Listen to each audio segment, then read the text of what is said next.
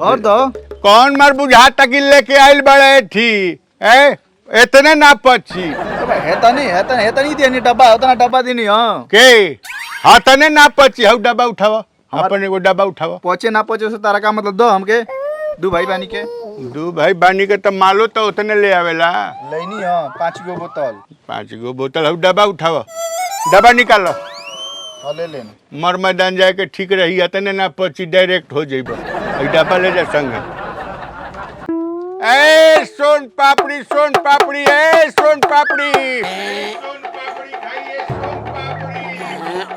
सोन पापड़ी वाला गेल सोन पापड़ी वाला अरे जल्दी से तू बड़ा हो जाए तू हाँ मोटात ना हो लाज एक ढंग का घास खियाओ तो इसे बाटू आधा किलो के हाँ जल्दी से बढ़ जा रात भर चिसियानी बच्चा को नहीं बिरयानी खाइए था ना अब इनका बेचब तू के हाँ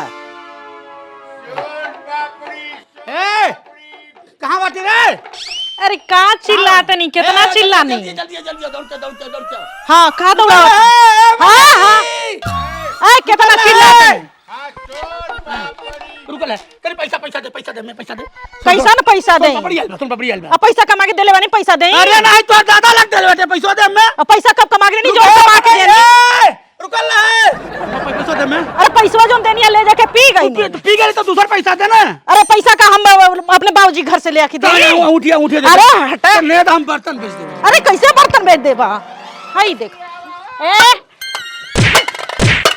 बर्तनवा काहे फोड़त हुआ हो हां बर्तन दा नया थोड़े भी हां बर्तन दा का हम कैसे का सुन पपड़िया हम का जाना थी तो ठिका ले ले है तू कहबा और बर्तन बा है बर्तन दा ये भगवान है बर्तनवा फोड़ दियला तो का करे सुन पपड़िया पुरान बर्तन मांगत रहल ना तो इसे बर्तनवा फोड़ देला हां खानवा के मैं खइबा बनाइब अरे हम बाद में खाते हम को पैसा दे अरे पैसा कमाए दे अरे थी हो जा अरे इतना ढीलो पड़ जाला हां पूरा कटवा छोड़ के देती थे नहीं रहा था हमर बारे में ढील नहीं अरे इतना तो बार बार बेकार होई तो परवा अपन झर गेल त जाना कर हमरो चाचा रुको ले फेंको ना एगो तो सन पपड़ी वाला जान बार हमेशा छोड़ के ए ई का करत हुआ ओ मबरवा का हना चाहता हुआ हे भगवान रुको अरे बचावा लोगन ओए मोटका पगला गइल बा अरे मोटका अरे वो खाले सुन पपड़ी का तो खियाई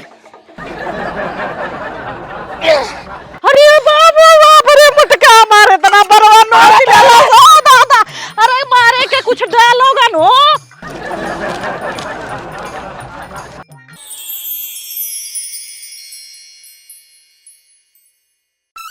ए बाबू जी हां अरे तने ऐसा बढ़िया लगे तन देव तनिया माव तनी तनी हां चल सोन पापड़ी है कबाड़ी वाला है हेलो हां रख है रखो तुम पापड़ी तो जल्दी दो सोन पापड़ी लो ला तू का नाप के दी ना जोन होके जल्दी दो हमके जा लो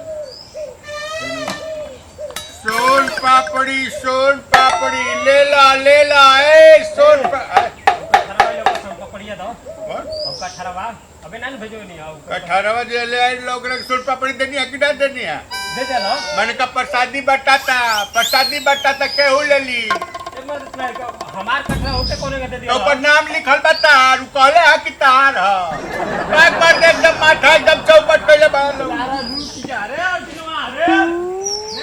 ए नर हो या नार एकदम शादीशुदा चाहे बाण ए बर्तन बेचो चाहे कवाड़ चाहे अपन बार उखाड़ के फेंक देते हो जहाँ तहाँ बांस बल्ली में जग लगाते हो खाते हो गिर कबे तू को चिल्ला थे मार दे तू हे भन हवाई जहाज भइल बैठा तू उड़ा चली आओ तटे रखता है ए लक्ष्मी आओ तू हाला काहे करत है ताजा बार है तू ताजे बार है अल्लाह ताजा हो तू बता मत वाह बहुत सुंदर ए छोट बार बही नाल चाहिए है मतलब कपार कहां मार दे रे कहां मार दे रे कहां मार दे रे ए भाई ए अब तुम बता रहे हो वो खा क्या हम बार नोचबा हां अरे बट ई बताओ आपन ता ई खत्म कर दिला ई बार बताओ नोच के लेके मेहरारू सन पपड़ी मेहरारू खइबा में खत्म जान के देले एक मुट्ठा बाहर उखा ले दिन का पारा नहीं कर जाता उखाड़ के ले ला ना तो कल पैसा क्या हमरा के थाना में भेजवाई बाबा हाँ। तू आइयो, सन आइयो, पपड़ी ना वाले खा। ना अरे अरे मत कर अरे भाई ए भाई अरे बा तुम्हारा कहां है तो तू बार नोच के सन पपड़ी खइबा इतना तोहर मन नहीं नहीं पैसा दे बुत का करे ए माताजी जिंदगी भर कम तू खा काहे वो का खा ले अरे के गाड़ी घोड़ा है अपन लेके जल्दी यहाँ से गांव से निकला सुन पपड़ी वाला कुछ बोल रहे तो मर्डर हो जाए ना ना क्या बात देखी सुतला में काटल जला बार देवे के बात नोचे के ना चाहिए तोरो के बता दे फिर भाई नहीं मनबा अच्छा जो हम तोरे खाते हम से तेल ला दे बढ़िया वो जंगल वाला में जो बेचल चला फिर बड़ा हो जाएगा ओतना तू कमा पैबा तब ना तोहरे पियले से नहीं आट अरे जो हो गए जो लड़ाई झगड़ा नहीं कर चाहिए जो हमार जीव हद तक बढ़ गई अरे तू हाथ जीवाना जी चटोरे जो घरे जो तू चला घर वालों के बताओ थी न तो के बांध के कटनी अरे चला ठीक है ना क्यों का औकात नहीं बा दूसरी से अंदर गोरखपुर का सिकंदर सुना अरे सुतला में पंची से ना कटला है नोचा नोची करे लगा चला बुढ़ापा में थाना में हम चल जाए आज के 2 साल पहले छील दल सोन पपड़ी चक्कर में बे सोन पपड़ी हम मर्डर कही तब समझ ला देखा हमार नंबर ले लिया हाँ, है हाँ। हमार नंबर लिख ला हाँ। आज जब ऐसा होखो नु हाँ। छीलले रहा बलवा लामा लामा लेकिन हाँ। छोट छोट सुन, हाँ। है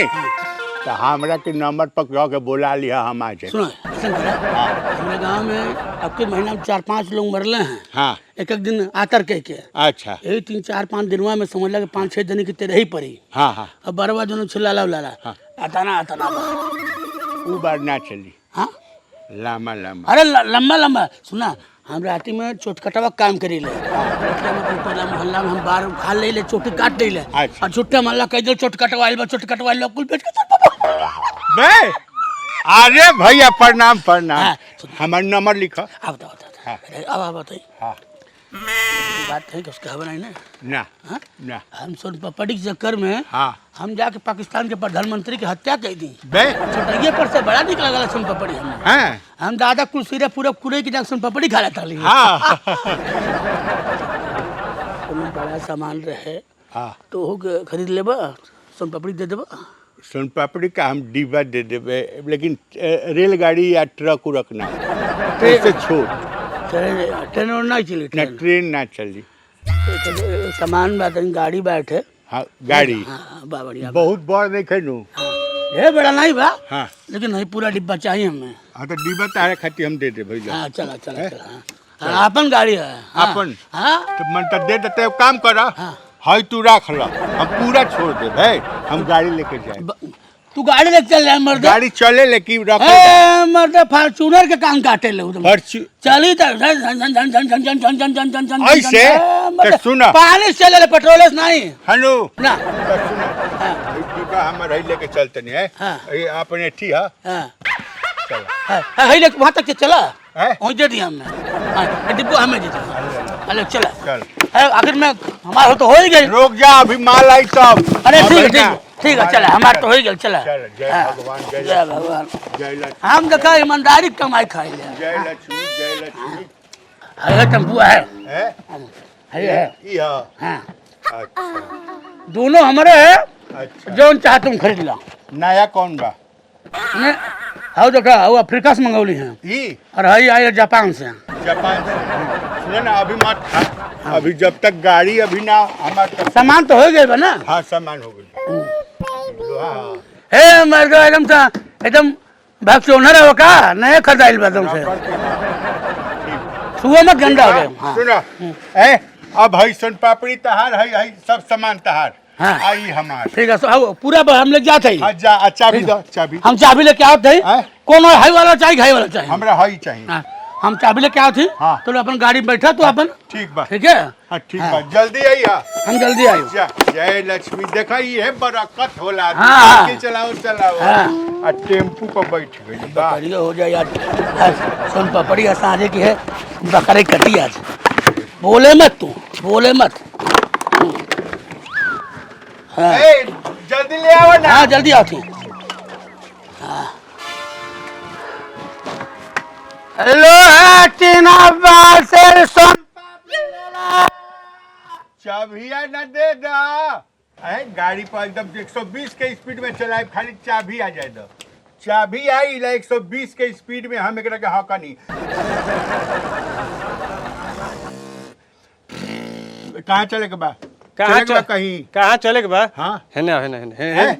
हेने आओ अरे तो पहले। हम कहाँ? तू बोला ना कहाँ चले के बा? अरे भाई तू के आवा पहले, हेनी आवा ना, हेनी ये हेनी हुआ। हे जा हम गाड़ी के मालिक हई, है गाड़ी के मालिक हई, है गाड़ी के मालिक हई। गाड़ी के मालिक के मुंह अरे के कर मुंह ए मर गाड़ी हमार हो, है? ई गाड़ी हमार हो। गाड़ी तार अब ही किननी है, अब ही किनले बानी गाड़ी अब ही। तो गाड़ी हमार किनला कैसे हवा? आए कैसे किनला हवा? चाबी ले आवे गोइल बाड़े, चाबी ले आवे गोइल बाड़े, अभी बस इंतजारे करतनी। ए मन है दोनों गाड़िया हमारा, घर हमार, हमार बाबूजी यही नहीं का पूरा घर एकलौता हम, ये तो खरीद कैसे लेला? चाबी के लावे तार भाई होई है, वो कहत रहे गाड़ी हमरे है।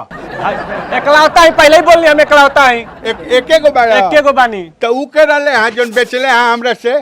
तू के हवा एजा कहाँ से आइल बड़ा, ई पहले बतावा। अरे हम हई सोन पापड़ी बेचत रहनी। हाँ सोन पापड़ी एक डिब्बा ले ले। हाँ हम छोड़ देनी है सब साइकिल उकिल, सारा माल सहित दे देनी। कहले कि कहीं ले जाइए, हमारी गाड़ी है ले जा, जापान से मंगवा ले। साइकिल ले गेल तार साइकिल अब माल सब सोन पापड़ी एक डिब्बा। ए मार दे तूने चिन्हला हा कैसा ना लो आदमिया? बहुत मोटे मोटे गांडा लेखा डाला। हाँ भैंसा लेखा कपार बारह लकड़ी कपार पर, ओकरे कपार पे एगो बार ना रहल। हाँ तब से ढेलवा सारे ढेलवा गांव के सबसे ना अव्वल चोर हाथ, चोर हा? चोर हाथ सबके बेवकूफ बनावेला। चोर हा? चोर हाथ आ जानत रहो तो अकेले के ना 376 आदमी हो गए। कितना? 376। हाँ जेके बेवकूफ बना देले बा। तो हमार साइकिल तनी ले आ। बे मर्द लेके गइल बेच देले होई। कब गइल किन्ने? अभी 10 हाँ तो मिनट पहुंचे चौराहा पे पहुंचत होई ना तो बिचा जीबो। के हई हम तो ओकर ना हा? हमारा मर्द पहुंचा ना तो बेच दी साइकिल। हम दे देला बानी तो कैसे हम जाई? तो पहुंचल चौराहा पे काजन भेटा। चाबी दे ना, हम ले जाई। ए मर गाड़ी हमारा बे मारे लगा, मारत नहीं कुछ कम बाटे। चल भाग जो चौराहा पे ए भैया तो वो ले गली है ना, बिना लोग। ए सुना, यही से कह जला लालच बुरी भला। सोचला कि साइकिल दे के टेम्पू ले ली, टेम्पू। तो वे नु करत के चाबी ले आवत। हां तो घंटा नहीं ला, जा चौराहा जो निकल यहाँ से। दूसरे गाड़ी आके टेम्पू लिया, भागला ही वहां से, ताकत सारे ढेला तार तो खेला हम करम। हमारे नाम है मनीष बाबू।